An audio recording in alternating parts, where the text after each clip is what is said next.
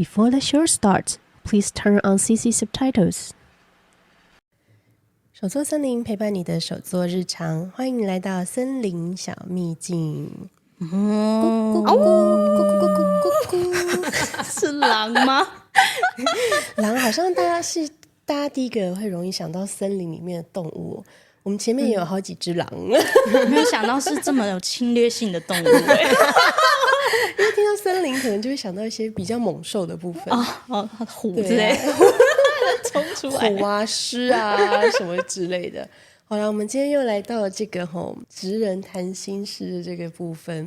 今天我们请到的是这个Yuri的好朋友，突然觉得好朋友有点不好意思。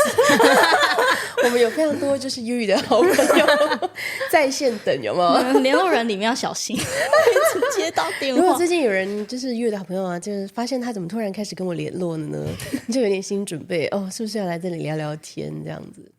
对啊，我觉得我们这个系列啊，其实还蛮受大家欢迎的哦，因为大家会对于这些所谓创业的过程啊，或者是说手做的这件事情有很多的兴趣嘛。那我们今天就是非常开心的请到了这个快乐转圈圈称你为主理人可以吗？可以，就是你知道现在一个流行趋势的说法，我们以前都叫老板啦。快乐转圈圈的这个主理人来跟我们分享一下他的故事。先请你跟大家就是稍微自我介绍一下好吗？就是大家好，我是快乐转圈圈的主理人，第一次这样说，对。然后我叫敏轩，那小孩都叫我明明老师。就是很高兴今天来这边。然后我觉得刚刚就是很谢谢玉怡邀请我，对，我是他的前老板。对，刚刚在楼下就是也有跟我介绍一下，他说我姓钱，对，金钱的钱。你是真的姓钱哦？没有啦。我居然你说，我居然相信了，我怎么了我？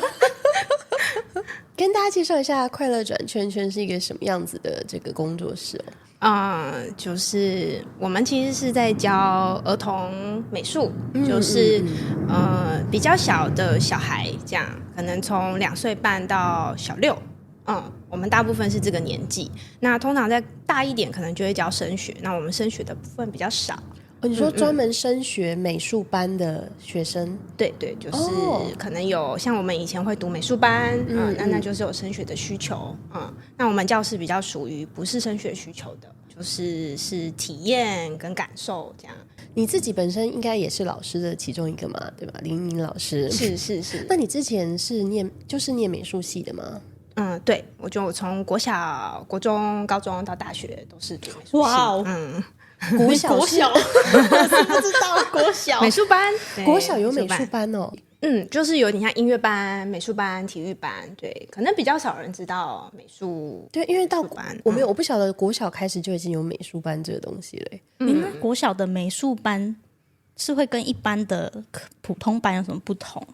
他们其实学科部分都一样，他们就是多了一些专业的美术课。那个美术课可能跟一般平常的国小生比较不一样，他们是比较专业的，深度比较深的。一般家长会以为读美术班是不是就是不读书都在画画？对啊，当然是对，每天都画。其实没有，就是其实都一样，只是他们会去参加一些展览，就是每年可能会固定办展览，所以他们在美术班的过程中会有一些展览的体验。那可能会请一些教授会去学校上课，然后会去做一些集体创作，就是那个是我记得我国小生活里面蛮特别的体验，这样就不见得是要很会画画，或者是说不见得是要一定国小就要立志成为我以后变艺术家才去读，对，所以其实在教室我也非常推荐因为国小没有升学的压力，所以如果真的爱画画的孩子，其实可以去体验看看美术班的环境，其实很棒的。那你们家是艺术家庭吗？还是艺术世家？因为他从国小就开始读美术班，那表示其实你从小应该就很有兴趣这一类的东西嘛。那有可能有一些是家庭环境影响的嘛，但是你是艺术家庭吗？没有，我们家其实是开五金行的。真的？对，那当然我们家3个孩子其实都对美感东西可能有就是特别有一些兴趣这样。像我是学画画，我妹妹是做美甲，我弟弟喜欢美发这样。对，但我妈妈虽然她不会画画，但她书法写得很好。哇，这也是艺术世家啊！是 DNA 的世界又来了。然后我有时候会开玩笑说，到底是遗传到爸爸还是妈妈？我妈妈就说是我啊。所以开五金行的其实是爸爸这样。对。哦，你说你国小、国中、高中、大学全部都是美术班，那这中间呢，他们的你像国小，你可能就是在美术课的时候会稍微比较深度一点。那到国中跟高中呢的美术班是什么样子？课程内容对啊，课程内容啊。我们台湾的比较偏向是要画得像，就是我们的考试的体制有一点像是我们画得像就会高分，对，所以我们其实在国高中追求的是写实的部分。就是会从素描，然后要画的很真开始，这样。对，那个是基础的能力啊，考试会考的东西。对，这几年有一点比较改变了，就是会考一些创意性的东西。对，但以前在传统的过程升学体制里，就是大家就是要一直练的画很像，苹果要画100颗，然然后柳丁要画100颗，对，就是闭着眼睛都要会画这样。我可能受不了机械式的在学习。但我好奇你在就是学这些画画的这个过程中啊，因为很多人不是说，如果兴趣变成你真的要钻研的时候，会有一个坎要过去，然后就会觉得好想放弃这样。你会不会觉得就是在画这100张柳丁的过程，你会觉得我还要画吗？会这样吗？会耶，以前就会想说我画柳丁以后还要再画柳丁对，但是后来就会发现其实那个就是一个基本能力啊，像柳丁它会变形啊，它是圆形，它可能会有灯会有球体的东西，就是慢慢长大其实会慢慢理解，可是过程其实说会感觉乏味也是会的，对，但是回头想会知道那个练习其实有意义啊。那基本功真的都是这样就像你啊，你可能车了100个圆，你想说天哪还要再车圆吗？可是当你车到第200个的时候，你就会发现好圆你再把第一张拿出来看，就觉得要力。对，他说可以单手，以前单手车，对啊，我就说不用珠针吗？他说不用，超强这样，因为他是经过那个工厂的磨练的。对，以前我们那个袋子套袋子。就是还要这边别珠针，不用就拉平，然后就扯好。对，我都不别，因为后面就懒了。他只有双手跟锥子，他就可以。他说：“对，不要别好了，我觉得还要拆掉，好麻烦哦。”这样，我不会用锥子。对啊，所以当你来上课，对，当你画了100颗柳丁之后，你就可以随手画出一个正圆形。真的他以前好厉害，就是笔这样戳2下，然后就一个圆。因为他画了100个柳丁。是，对啊。那我很好奇，是大学的美术系里面还有在分更细的项目吗？有，就是我们到了大学之后，我分享我们学校的好了，就是我觉得其实在高中之前也不太清楚知道自己要选什么样的科系，就是因为探索的太少，所以其实在选大学的时候，我其实也不知道，我们学校有分设计组跟那个绘画，就是继续学画画，还是你要学设计。我其实也没有很清楚这2个差别。其实老师跟我解释过了，可是我觉得对一个高中生来说，其实可能还没有办法理解里面到底真正的差异在哪里。对，那你也不确定你选哪一个对未来会有什么样的影响，就是不确定。所以那时候其实选择的时候会选画画，是感觉是自己比较擅长，所以。你刚刚问的问题是，其实里面还有在分更细的项目吗？有，像我学绘画，那我们有素描、水彩、水墨、胶彩，就是一些平面类、那画图类的东西。题材的不同是不是？对。那设计就是还有分设计可能就是像我们学校有金工、波工、陶艺、木工，然后还有一些立体造型的东西，这样。所以这是你进去，比如说你们班是好，你刚刚说的绘画组，好，里面再分成各个小的，每个人去学不一样的东西吗？是都要学都要学。天哪，可能讲说礼拜一早上是4堂素描课，下午是4堂水彩课，礼拜2早上是4堂胶彩课，这样就一个礼拜其实是满的。对，什么都学。哇，所以到大学之后还是会有素描课哦？有大1到大4都有素描课。有人就想要专精素描这一块、啊，那个素描的极限到底可以到什么地步？我觉得我有看过，就是你可以把你只是用铅笔或是那个炭笔，然后就把它画的跟真人一样，就是那个质感，你知道吗？就是素描其实它的层次我觉得还是很深啦，如果你真的要钻研它的话，对啊，只是说它会是其中一种技法嘛。素描就是刚好讲到素描这个字，我们其实也常常会遇到家长说，就是大家认知上的素描比较像是那种传统画静物，苹果的那一种静物，可是其实素描它的概念比较像是就是讲浅白一点，其实它就是由深到浅的变化。颜色吗？对，所以它其实什么媒材都可以用素描的方式展现。对，那可是大部分可能来教室的家长，可能大半就说我小孩要学素描，因为大家都觉得素描是一个很厉害的东西，对，一定要用铅笔才是素描。可是其实没有一定，对，蜡笔也可以变素描。素描只是一个统称，就是明度的渐变，这样。对对对。你有在看漫画吗？很突然。对耶，漫画。你有在看漫画吗？比较动画之类的。动画嘛，他是动画狂人。因为漫画是黑白的嘛。不是这样。因为漫画比较少。我有一个非常喜欢的动画，然后它叫做那个《蜂蜜与幸运草》。他就是在讲这个是少女漫画，但是他的那个背景就是他就是在日本的一个美术大学里面，所以像你刚刚说的那些，你可能进入美术班，然后再分组的那些，譬如说雕刻或者是什么，它是独立有各个一个科系的。所以我才想说，台湾的美术系不晓得是什么感觉这样。对啊，那比如说学绘画，你是选绘画组的。那你们就是真的就是做作品、画作品，然后展览，是这样吗？刚刚说的那个什么都学，大概会是大1、大2。那到大3之后就会选比较专科，比方说你就是教材专业，那你就会是之后都是往教材的方向走。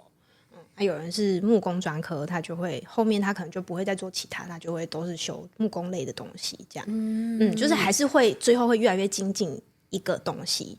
对，但是大学的时候一开始进去其实是都要上的，等于1、2年级就是打基础，对，然后3、4年级选定了主题之后就钻研它，对对对。那你就是大学毕业之后有先去工作吗？还是你就直接开始创业这条路了？我大学大1开始，然后有开始去一些画室打工，就是那时候其实因为还在继续在画室上画画课。然后老师需要助教，我就去里面帮忙这样。然后，是大学之后才开始自己跑一些不一样的教室，就是或者是幼稚园啊，有一些不同需求。对，大概2年啊，就是可能骑摩托车啊，然后去这个幼稚园，骑摩托车去这个社区上课，兼课的方式。对对对，那你在大学时期的时候，对于这种就业的，你有没有想说，美术系是可以出来可以做什么？有先想过吗？我其实大学毕业那一天，我从学校走出来的时候，我有一种我好像只会画画，但我什么都不会的感觉。对，就是以前在那种求学过程会有目标啊，我国小考这个国中，国中考这个大学，然后大学毕业那一天不是一种哇哦，就是很开心，没有解脱的感觉。对，是一种对我毕业了，然后呢，这样对，其实是有一点害怕的。就是很茫然这样子。对，所以其实那个2年，其实就是一直在我其实也不确定自己，讲说想开画室啊，或是也是不确定自己是不是要当老师。但我其实就是在那个骑车的过程，可能去这个社区，然后慢慢上课的过程，发现我喜欢教小孩这件事情。所以你本来是没有预计要当老师，只是说你在这个追求自己的目标的同时，寻找自己的目标的同时，发现你其实很喜欢就是教别人画画的。对对对，教小孩。对，我其实试过，你有特定就是 focus 在小孩上是吗？对，我有教过不同的年龄层，就是我教过可能我记得过程是这样的，我一开始是教3、4年级的素描，然后就是我发现我3、4年级会教了，然后我就跟老师说，那我要去教5、6年级。他就安排我去，然后教完5、6年级，我觉得我也会教，就我会沟通，知道怎么跟他们讲话。但到了就是会教之后，我就想要再去挑战别的，我就教国中、高中，然后发现我也会了，然后我就看着那个1楼的，就是那时候我们的老师的老婆在1楼教儿童美术，我就觉得这个我没学过，那我试试看这样。然后教了以后发现很好玩，就是有让我有很多探索的兴趣，这样对，所以后来我才会去从那边离开之后，我就去找不一样的地方去试试看，就是教儿童美术这样。那你开这个画室的契机是什么其实一开始就是开之前就是还是在跑嘛，就跑不同地方。然后那时候其实是有点想出国念书，就是我大学其实遇到一个很棒的老师，他因为像我们其实是之前是升学体制出来的小孩，所以我们一直在追求画很像这件事。可是你到大学之后，同学一班快50个人，你会发现画像的人比你多的是。有天对，就是即使你在这边成为画的最像，你真的要去出去跟别人比，还是有人画比你更像。你就发现有人画了1000颗柳丁，一山还一山高。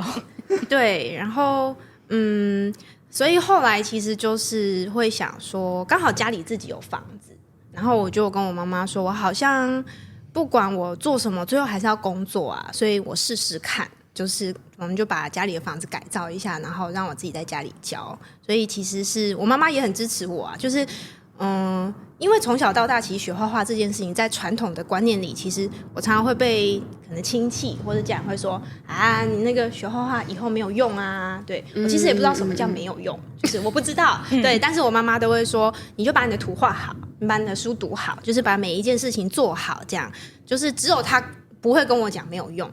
对。然后所以后来开画室的时候他也说好，然后我们就改了房子，然后就开始招生，开始教这样。对啊，然后那时候招生因为一开始没有人啊就是也没有人。我记得一开始可能礼拜一个，然后我那时候还可能教室都没有课，我还会去别的社区就再继续上课这样。对，还是继续跑，就是空堂的时间我就继续跑，然后有时候一个学生，然后我记得有时候那时候觉得很挫折吧，怎么都没有人，然后也不知道怎么招生，然后也没有招牌然后但我妈妈都会跟我说，我有时候回家我会哭，就我有点压力，我就说我都没有学生怎么办。然后我妈妈会说，那你不用担心，你就把每一个学生教好，那这个学生觉得好，他自然就会再分享这样。你妈妈好棒怎么好好暖心就是一直在鼓励你，一直在说你好棒这样。然后我记得教一阵子很忙，开始可能忙了一点这样，有时候以前会忙到凌晨2、3点，因为一开始只有自己一个人，就到一个极限之后发现工作量根本做不完这样，然后有时候回家很累，然后脸就会这样。然后我记得我妈又跟我说，那个姐姐，不管你就是有没有赚钱，你有开心吗？这样。对啊，然后那天我回家我就哭，我想说哇，我妈没有在意我赚不赚钱，对，一开始也真的没有很赚钱。那你觉得就是妈妈这样子对你的支持，有没有影响你对创业坚持下去的这个动力？有没有影响到你？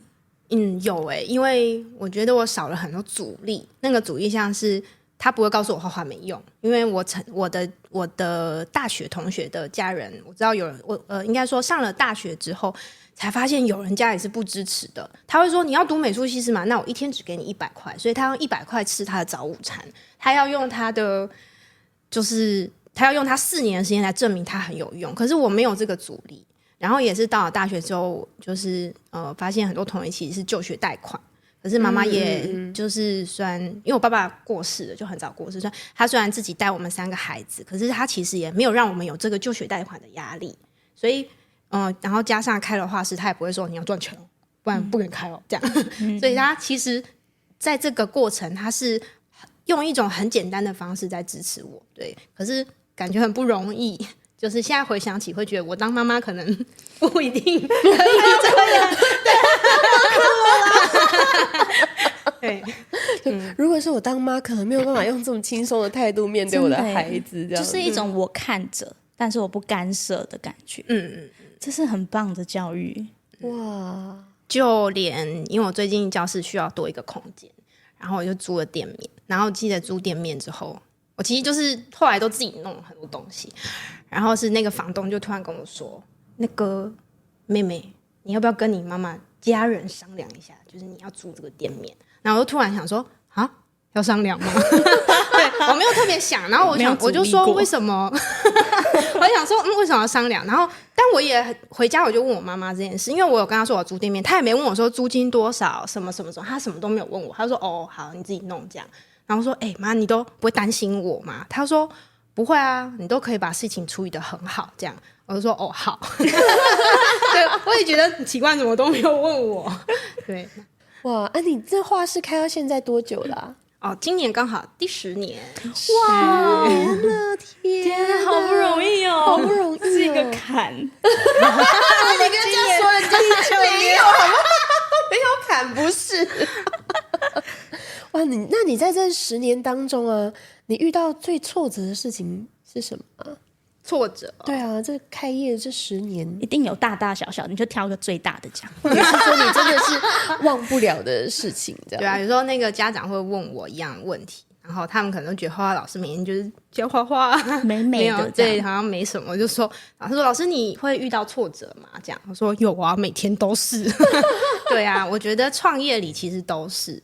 你说比较大的挫折，我觉得比较像之前我其实在家里，我们用家里自己的房子改建之后，想说单纯教画画，然后后来发现在台湾的体制里，其实是我们有一些需要立案的过程。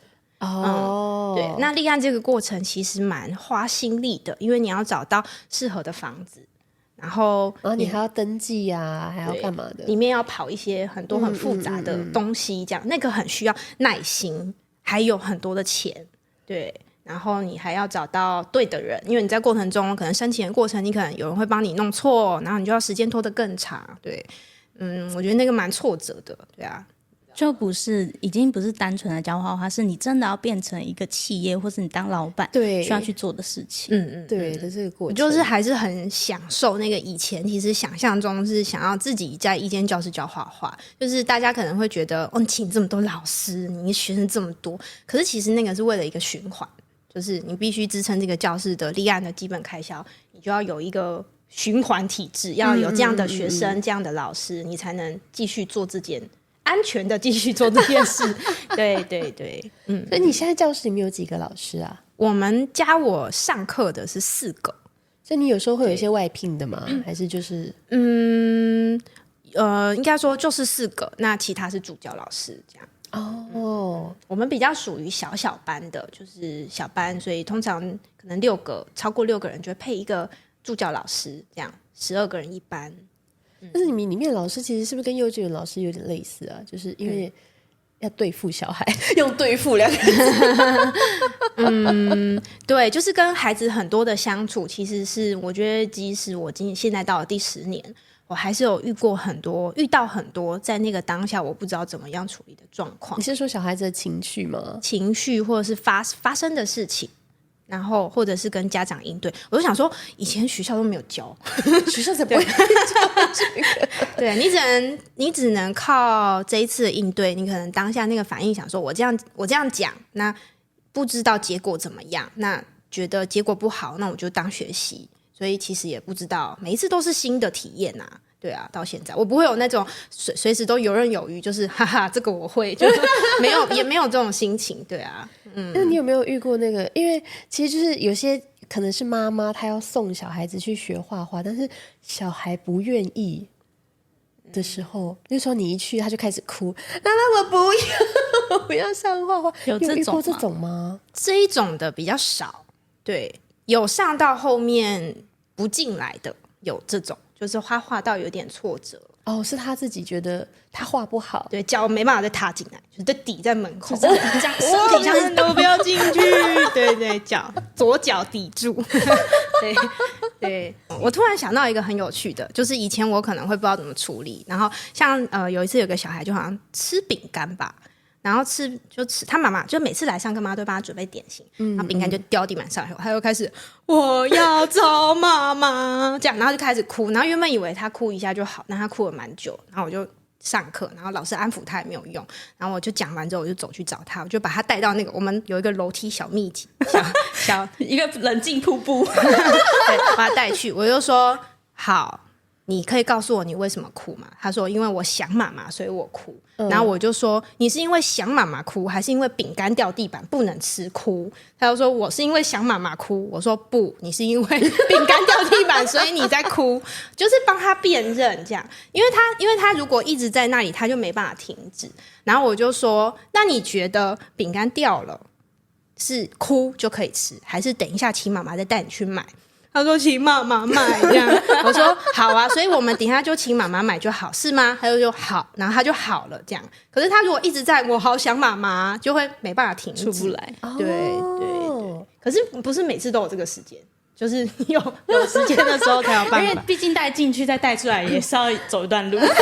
对，有时候也有不进去的。对啊，那你这个快乐转圈圈这个名字啊，你是怎么样想到这个名字？由来是什么？哦，就是其实因为我属马，快乐转圈圈那个 Merry Go Round 是旋转木马的意思这样，就是其实因为我属马，然后旋转木马的直翻就是快乐转圈圈。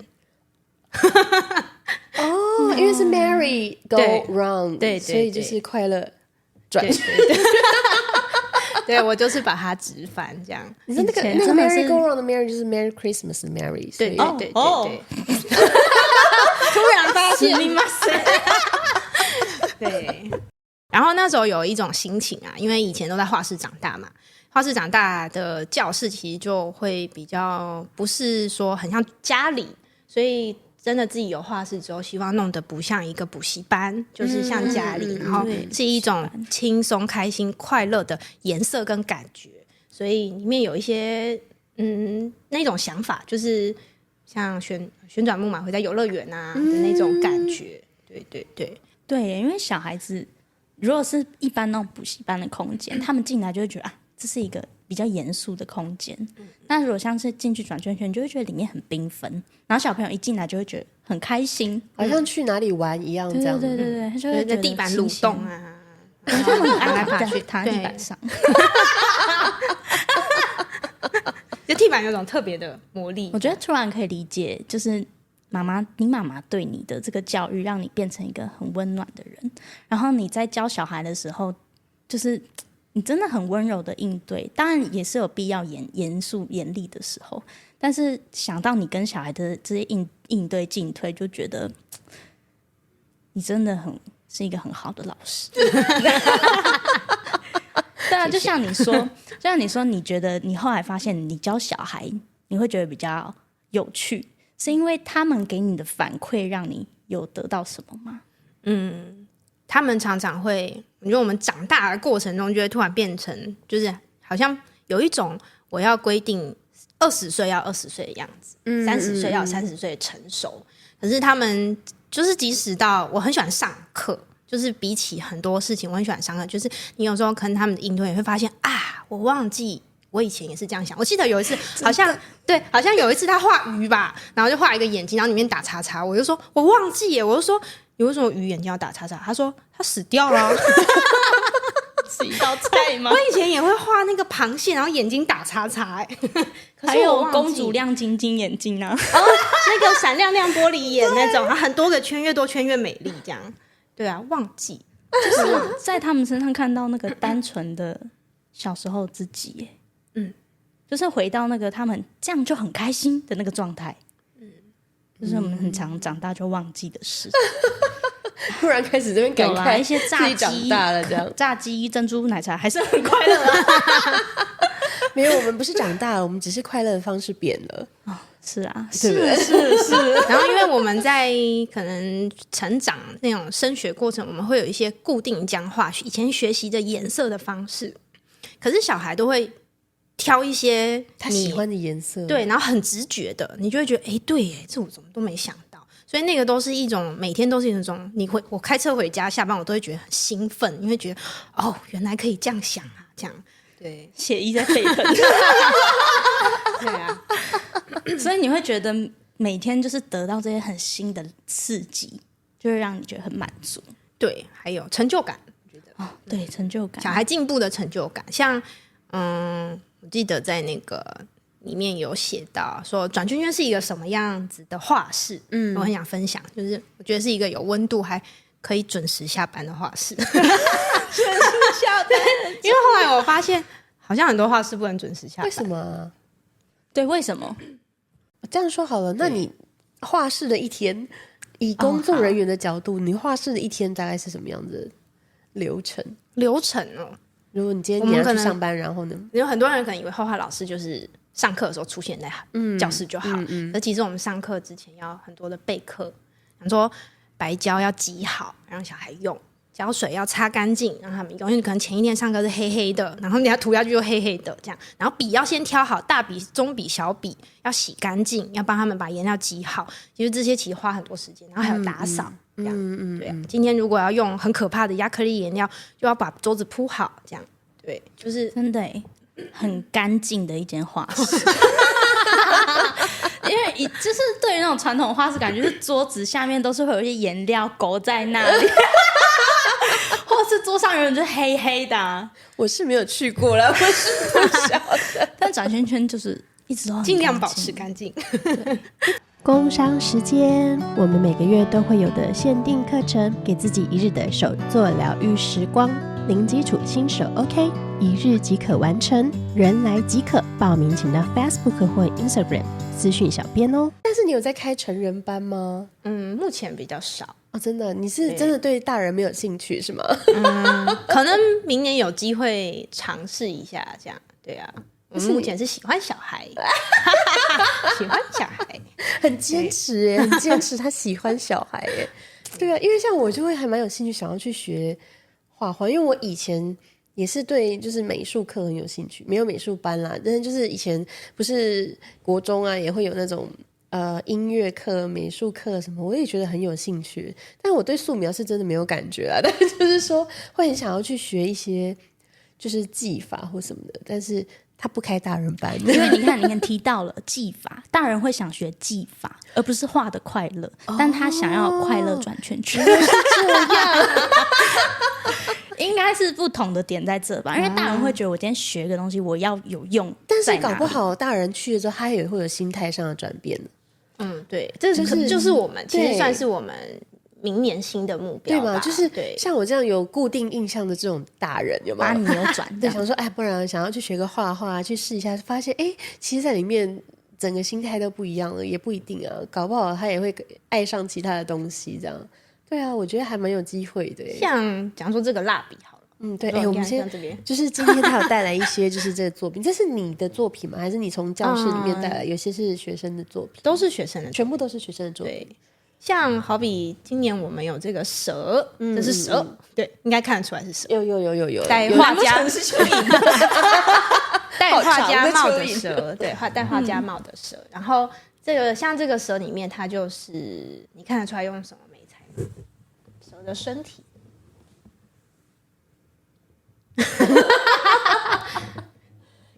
我就只是看得到蜡笔而已。对，它就是用蜡笔画的。对，像蜡笔这个媒材，我觉得也会被成人定义为好像是小孩拿用的东西，但它其实也可以画得很写实，只是看你用什么样的方法带。对，可是一开始如果要成人，就讲说我们招生说要画蛇这样，我们这个可能就要画个4个小时，可是成人就会觉得这看起来好幼稚。就是这件事情本身有点困难，对。但如果我们用蜡笔画一只超像的蛇，可能成人就会有兴趣，对。所以这个是我现在还在感觉说，到底要怎么样让这个东西对可以说到笑的，对，有点难。我其实有上你们脸书去看，就是你们是每年都会开那个冬令营是吗？冬令营、夏令营，夏令营也有。我去看里面的课程内容。我很想上是不是很吸引人？对啊，你什么时候才要开大人？讲3次了，我到底什么时候才要开大人？你可以分享一下，因为我觉得转圈圈很特别的是，他们对于媒材的应用很大胆。大家可以有兴趣可以上他们脸书去看一下哦。就是它里面的冬令营真的非常的丰富，就是你能想到跟没想到的都有然后我有看到就是你们影片就是有加那个胶，那叫什么？胶彩吗？就是你看到它磨那个颜料，然后胶彩它是一种矿物的颜料。我插播一下，你有在看电影吗？忍不住了。有吗？有。那你知道戴珍珠耳环的少女吗？有。她不是，好了，那个小孩不要看哦，不适合小孩。但是因为它就是一个画家的故事嘛，它里面就有一个情节是，他用那个矿，然后用一个笔把它压碎，然后再调那个油还是什么胶，然后把它磨成，就是调成他想要的，有一点像，对的那个颜料这样。我当初看到电影的那一幕的时候，我想说哇塞，因为就是在我的这个世界里面，就是水彩或者是颜料都是已经做好的东西，我没有想到说，我想说我还以为那个是以前古人调颜料的方法。就是你懂我意思吗？我想说他们以前可能科技没有那么发达，没有办法像现在这样制造出很多的颜色，所以他才必须自己去磨那个矿物啊，然后去调那个颜色。但我后来发现其实现在那个是胶彩有点像，对，可以做到的事情对啊，就胶彩它其实是不同颜料不同颜色的矿物粉，然后它要去加那个动物胶是需要煮的。像那个它煮它就变成粉之后要加一个比例的胶，这样黏黏的，然后它就会粘在那个画的时候会粘在那个画上。但是那很有趣的是，像冬天动物胶就会凝固，像那个猪油一样，所以冬天你画一画它可能很快就凝固了，硬掉，就是那个颜料，对，它会硬掉，对。然后夏天可能2天它就发臭，因为它是动物胶，对，所以它还有一个时间性上的问题。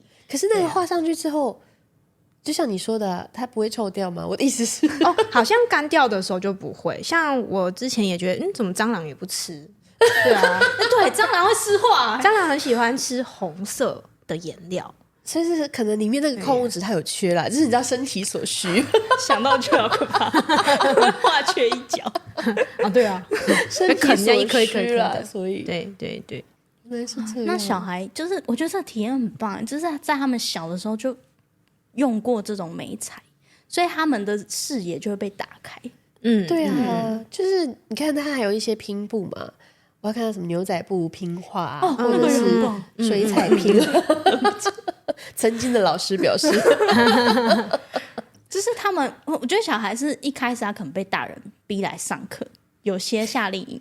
他可能没有对这课没什么期待，就妈妈可能不想照顾小孩，就说：“哎，你去上课，暑假吗？”可是你就会发现，他们那个转变是早上来，然后很想睡这样，然后一上课开始老师讲，然后他们越摆就自己玩得很起劲，然后玩得比老师还开心，这样，算老师也开心，就是你发现他们那个转变，所以他们真的从中得到乐趣，是好玩的，连老师都觉得好玩，真的。就还有什么铝线创作啊、亚克力，什么非常非常多，这。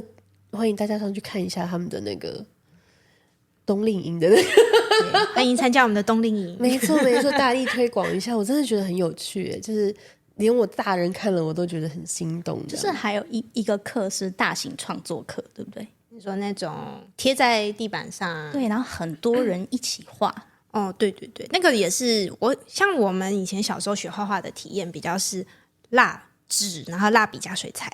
现在其实给小孩的体验比较多，然后也是我教小孩会发现，其实更小的小孩，其实他们更需要大动作的东西，所以他没办法画细的东西嘛。对，所以他们喜欢大笔，这样我们就会把纸贴满在地板上，让他们画这样。对，然后我觉得好玩，就是后来发现越小的小孩越好玩，因为你可以透过语言的引导，然后教他们画出你希望他们画出的东西。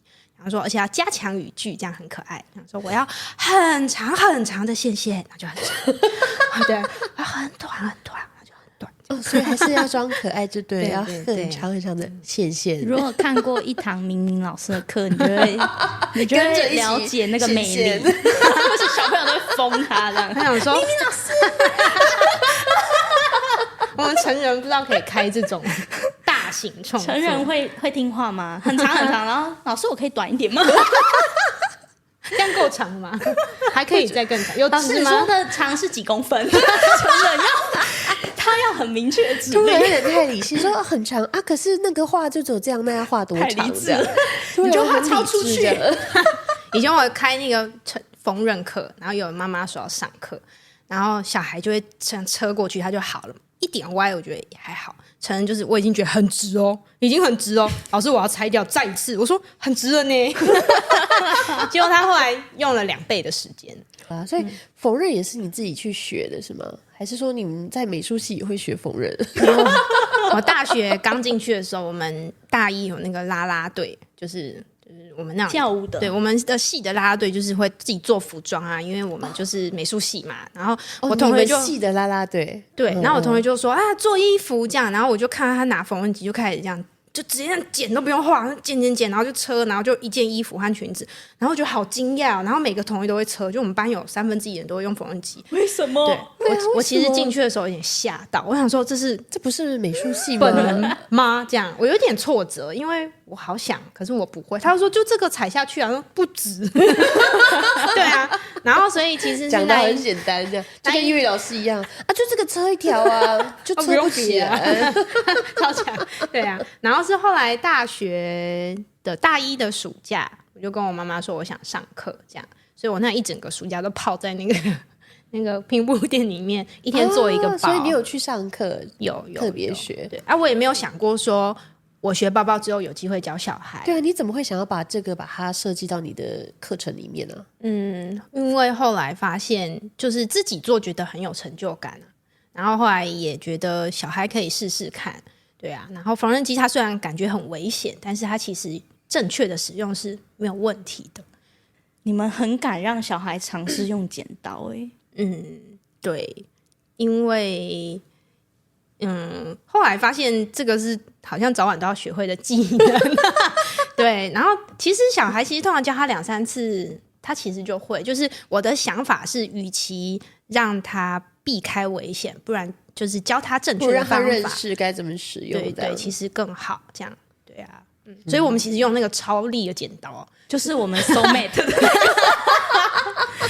对，我们就用那让他们剪，然后妈妈一开始说这很尖哎，确定吗？这样，对我说目前用是没有什么。我觉得人类的本能其实真的不用担心，他们自己都会小心，他们自己看到都会怕。真的，而且掉了它就会闪啊。对啊，其实它会，我们就是会下意识东西掉在地上，我们脚就会闪开，因为怕脚拇指被打到嘛。你知道老师真的不会用剪刀，老师手把手教，抓着他的手，你就这样子像开车一样哦，就是要用各种引导语句让他理解剪刀是这样动。哦，会带他们慢慢剪，这样。对啊，哇，那其实你很适合去幼稚园上班哎。太屈才了吧？对啦，我觉得还是这样，就是美术开发比较有感觉。就是我觉得我们教室刚好我们的老师的理念都很像，就是我有时候会站在旁边看别的老师上课，我会感动，就是到现在还是会感动。像他可能，假如说我们用笔好了，我们用一支笔画画，然后小孩可能不知道笔有笔尖可以画细线，用力一点可以画粗，可能再用力用到底超粗，他就全部都超粗这样。然后有一次我就看到那个绿绿老师就说。你都画一样，来我带你。然后我就看到他从他身后这样带他，你感觉看看，这有什么不一样？然后就在旁边这样，你等我一下，我去拿那个手机把它拍起来，就觉得很感动。就是他不是上他的课，他而已，他就是还是会看每一个小孩，他在画面上他有学会什么，不会什么，他会带他这样，对啊，就觉得很感人。好像前一阵有听到家长分享，就他去很多画室试上。然后最后选这里带小孩子去的，对，然后最后选这里是小孩选的，但爸爸的感受是说，他觉得在这边老师不是只是来上班，是真的有爱在教小孩这样。我在那边就是2年的时间，我觉得只是用飞的，然后我的身心灵都是被洗过，这样每天都被洗过，有没有这么夸张？就是这么夸张。充满了孩子的灵气在身上，就是那个很单纯的东西，你要重新找到你生活的意义。天哪，是真的啊！就是你就觉得很多事情就没什么大不了了，就是这样，想做什么就去做。哦，原来这个工作影响你这么大。而且这个工作是我也没想过会做这个工作，因为我是设计系的啊。对啊，就是你当初怎么会做产品来聊一下你们认识的过程？太突然了。哦，反正是因缘际会。因为他们也不是那种开职缺写出来说我们要争什么老师，这种我可能就不敢去了。然后因为我没有教小孩经验，我也不会画画，我不是美术系出来，我只是设计系。然后因为我认识一个杨梅手工艺店的老师，然后他就引荐我说：“我有一个学生在开画室，那不然你就去做做看。”因为我那时候刚好回乡，就从南部回来这样子，所以我就去这里工作。然后面试的那一天，我在教室2楼，然后我还很认真准备我作品集什么的。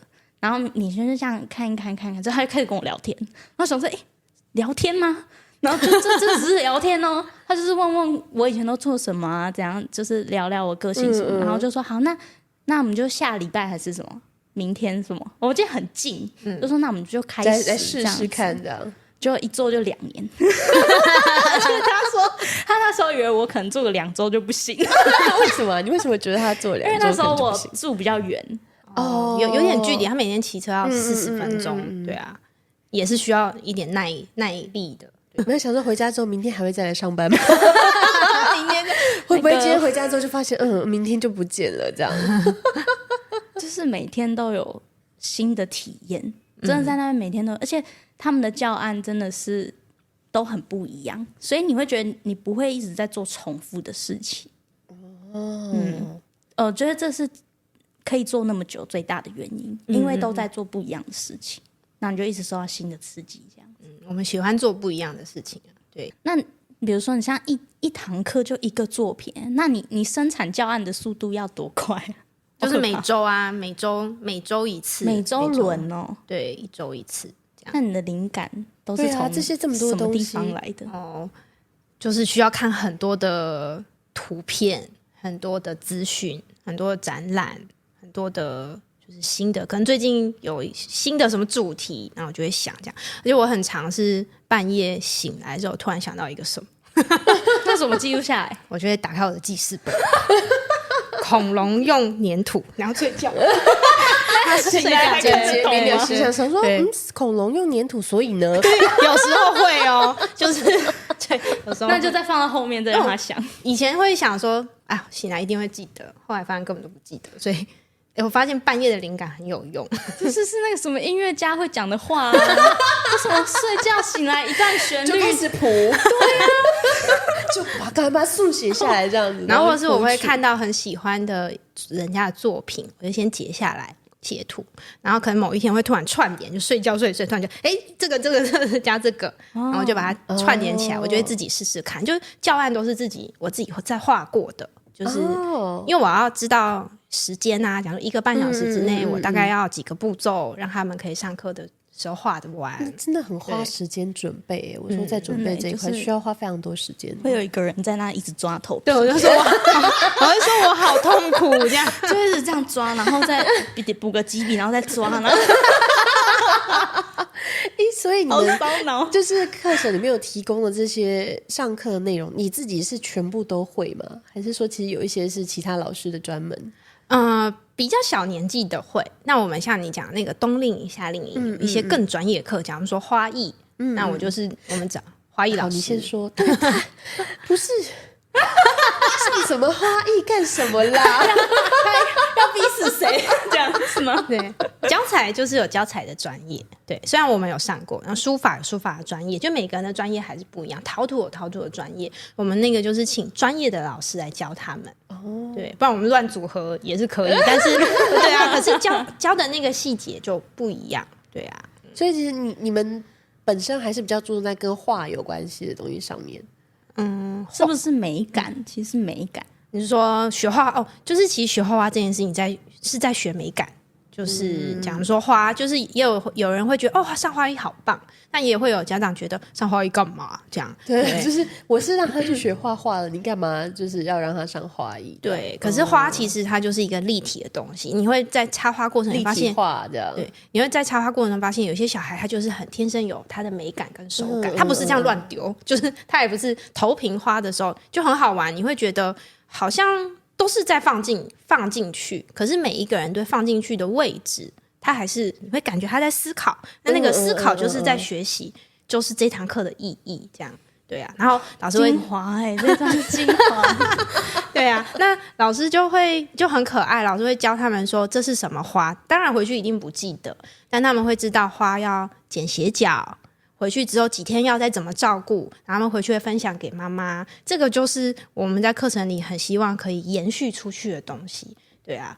然后因为小孩很可爱的地方就是我觉得我们的专业就是像大人好了，就会说大概减15公分，这是一个感觉，小孩不知道15公分是什么，这也是15，这也是15，又没有感觉，然后我们就会用手当比例尺，说剪3个手掌，他就会知道剪这里，你就会看很可爱，拿一支很长的花，就这样1、2、3，然后帮他拿剪刀我刚刚比的忘记了，再1、2、3，然后再剪一次，这样很可爱，对，这很可爱。这可以学到一些就对付小孩的招式，真的，他很多可以对付小孩的，就是以前说好要比今天要画这个动物，那你要控制这个，比如说那熊猫，控制熊猫多大，然后老师就会说你比你的什么手掌大，然后他们就在那里比。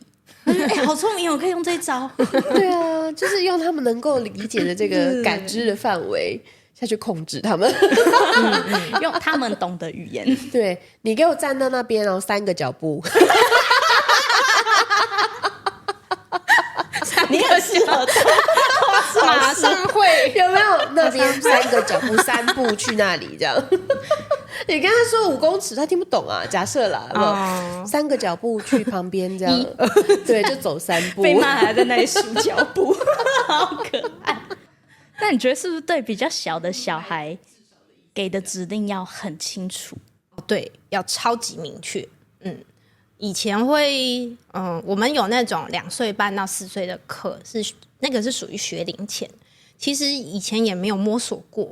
然后后来发现，一开始你会觉得一切都不可控，这样对。可是后来慢慢发现，其实你如果引导语句越精确，他们理解的越清楚，他们会很有安全感。那他也讲说，有一些人可能就觉得学画画是，有一些家长觉得学画画就是随便画什么都好，可是其实随便画什么这件事情对他们来说，讲说我今天就说我们就画树树就是绿色，就是长什么，其实他们不懂。可是如果你有透过一些语言引导，他会有一个目标，知道自己在做什么，他也会比较有成就感。比方说老师说叶子是画这样，可能有人会觉得叶子画这样是一个框架，可是其实他第一次学会叶子怎么画，他以后还会学很多叶子怎么画。所以我们其实要透过很多次课，还有学枫叶啊，学长长的叶啊，学什么叶，透过可能10次的课，他最后他有一天他会学会叶子，他想选择什么这样子。对，不会一开始就说树叶你想表达什么就表达什么，好像也不是。对，我知道啦，ChatGPT 啊，怎样？你要下非常精准的指令，你才可以得到你想要的东西。好像是你如果跟他说给我一片叶子，你就不会得。ChatGPT 会回问你是什么样的叶子呢？那你现在就是走教室走到第10年，然后有了这些员工伙伴们，你有没有就是预设你可能希望让快乐转圈圈做到什么样的？以后有没有什么规划？就是我其实觉得这样一路走来，好像我没有什么特别的想要成为什么样子，就是心里没有说想说有人会觉得我要开第2间。第3间、第4间，我要做什么？就是其实没有，但是我知道我自己喜欢什么跟不喜欢什么，那就一直做下去。就好比我确定我比较不喜欢升学，我的个性比较不适合走升学，因为升学就要有成绩，喜欢比，就是他需要成绩，他需要去用成绩让小孩知道自己就是有没有办法考上学校这样。那我其实是希望在教室的小孩是感受画画，所以这件事情可能就不是太适合我的个性啊，或者是所以这个是我知道我比较不适合我的，那我就去，我觉得比较是清楚知道自己喜欢什么不喜欢什么，然后慢慢去找这样。对。那你就是以老板的立场啊，你现在有4个员工嘛？那你要就是有点像快乐转圈圈是一艘船，然后上面承载了这些人，那你自己心里的变化，你是怎么去消化这些？对于当老板可能有的压力也好，或是要怎么跟员工相处，这个有没有什么心境上的转变？我觉得像一开始是因为自己嘛，就是走自己，后来人稍微变多之后，我就第一个伙伴是我们教室的肚子老师，我们变2个人，然后开始变3个人、4个人、5个人这样，然后开始需要立案之后需要一个正职的员工，那算是我第一次算是正式的请了一个正职员工这样。那原本是我的朋友，但是后来发现就是其实当老板这件事情蛮困难的，就是朋友跟老板这个中间的角色，对，其实很难转换。所以你说我有没有挫折，有没有失败？其实有，我觉得我前面都是失败的，都是血泪。对，就是你以为那样子的方法是很好，以为我想象中这样是很好，但其实走到后面，我觉得就好像谈恋爱，就一开始很好，对，中间对后面会有一些你可能一开始不知道的问题。好比我分享一下，就好比我以为想说我们因为这是第一次当老板，那以为朋友的关系就是我需要什么什么帮忙。但是他可能对他来说，他也觉得我是他的朋友，所以在一开始讲的工作里面内容不是这么明确，可能原本只有1、2、3、4、5，后来开始工作变多，有6、7、8、9、10，他就会觉得为什么我还要做6、7、8、9、10？对，那这是我可能从他身上学到所以我一开始面试的时候，我就要把要做的内容、工作都讲清楚，就是我后来可以理解他会觉得工作变多那是正常的，因为这是我一开始没有想到的事情，对，然后。我老板跟员工，因为我觉得我比较不是权威式的人，就是有人会可能个性上是觉得说就听我就对了，但我有时候会心虚，就我的心虚是我会觉得我喜欢讨论跟意见，我不会觉得我的就一定比较好。那有时候他们给我一点意见，就是以前我会觉得就你知道做决定要承担，就是会不会这个结果没有这么好的时候，他们也会怪我。就是在那个角色里，其实即使到现在，我偶尔还是会混乱，对。然后我记得好像后来有再请了第2个正职员工，然后我觉得要离职员工这件事情也是我很大的坎，就是好比他可能他已经不适合，可是他自己不知道。对，但是要提出来这件事情，我觉得也很困难。对，可能也许找他面谈很多次，就我感觉他可能已经没有热忱，可是我又不能说，你没热忱。对，然后需要讲说他可能后来一直迟到，但他也不知道他自己为什么迟到。但是我可能会需要一个需要准时上班的员工在柜台帮忙我。对啊，是直到我发现，他其实已经。不清楚了，所以我必须要说很直白的话，我觉得那个对我来说是很困难的挑战。我可能会跟他说，那你可能要想清楚，因为我的柜台就是需要一个可以准时上班的人。然后他隔天就说，那我不要做。对，可是这过程的拉扯可能是半年因为我开始问他说，是不是我们讨论上班的时间有什么问题，我们可以调整，但我们讲好的时间你就要在那个时间来这样。他说没有问题，他说没有问题，就下个月还是迟到，天天迟到。我想说那是什么问题？所以我其实你说有没有挫折？有因为我一直找不到很多方法可以去找到我想要的答案，我可能需要一个人在这个位置上协助我这件事情，然后好像又没有办法。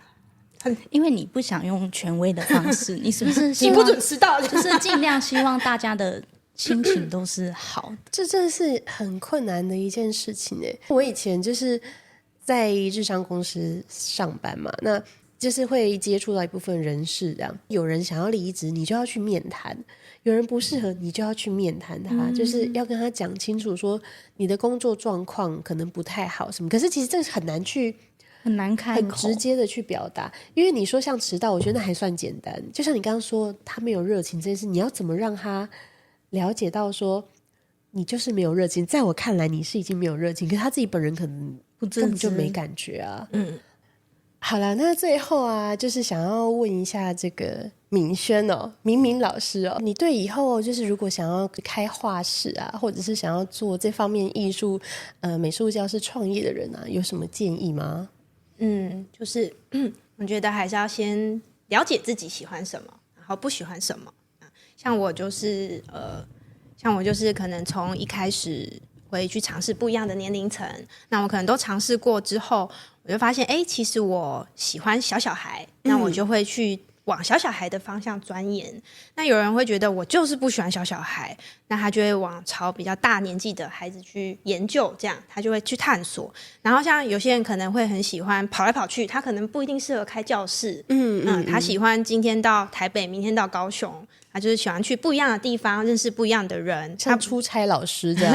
对，他不喜欢被一个地方绑住，那这个就是适合他的。那我觉得也不要设限，就是像可能我们之前去跑课的时候，可能就是会有一些教室，就是或是幼稚园开的，也许费用比较低，他可能你也可以试试看，从400块，讲说老板给你400块，那你上上看400块的感觉，他给你800块，那你可以上上看800块的感觉，那他给你1200，那你可以上上看1200的感觉，那你就会从这个过程中体验到不一样的环境给你的感受，这样对。那你最后可以就是等到有一天你可能都会了，你可能都有经验了，那就会变成是你自己可以开你自己的价值给别人，这样。这些真的这些就是经验谈啊，就是你尝试过，你才知道你自己要什么，真的。对啊，然后可能有一天你真的有机会成为老板的时候，你就会知道曾经的那个感受。像我就不喜欢以前被要求晚下班，所以我就会很在意要准时下班这件事情。对，这就是我在意的事情。对，因为以前我喜欢这样，对，然后我希望可以在这边工作的人有自己的价值，所以我们也会希望给老师的费用高一点。对，那就会有一个好的循环，就老师觉得自己有得到他在这边的价值，他会愿意付出他的专业在小孩身上，就是一个好的循环这样。那你以后会有想要开线上课程吗？线上课嘛，对啊，就是我们还是比较喜欢实体的课程，喜欢跟人接触的感觉。对，对啊，喜欢那种老师带着你的手去手把手的对啊，大家有兴趣也可以去看一下快乐转圈圈的粉丝专页啦。对啦，那我们前面有稍稍聊到，就是说可能未来会有大人的课程吗？对，这是我们明年的目标。可以稍微透露一下大概是什么内容吗？就是我们其实是希望拿可能大部分现在大家认为是孩子的媒材，那我们把它设计成大人会喜欢的样子，尝试看看。对，像可能是蜡笔，可能大家会觉得蜡笔是小孩用的，那我们会把它设计成成人会喜欢的主题，对，然后让他们知道说，其实蜡笔它也不容易。那也会因为大人理解怎么画之后，他们也会有新的视角去看他们会知道怎么欣赏小孩的画。对，